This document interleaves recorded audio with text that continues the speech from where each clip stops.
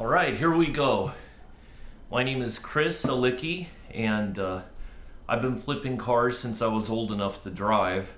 Just a little background, when I was 12 years old, I subscribed to Hot Rod magazine, and every month that magazine would come in the mail and I'd look at those cars, and that's when my love affair with cars began. I've always been driven. I've always been passionate. I've always been engaged in creating money and working and staying busy and loving cars.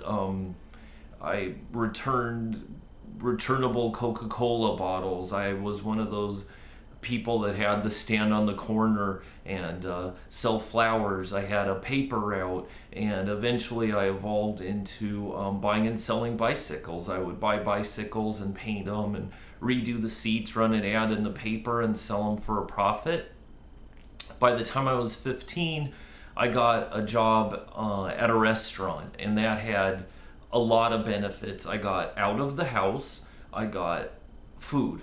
We were allowed to have all the food we wanted, and it was also on Van Nuys Boulevard, which is a very famous cruise boulevard, and Wednesday night was cruise night. So my brother and I got to see the most wonderful cars in the world every Wednesday night, and eventually we befriended a gentleman named Rod. I was only 15, he was 29. We really looked up to him, and he taught us everything he knew about flipping, about buying and selling cars. I remember that night like it was yesterday. We were sponges. We listened to everything he said, and we wound up expanding on what he taught us. And the first car I bought was from one of the servers, one of the waitresses where we worked.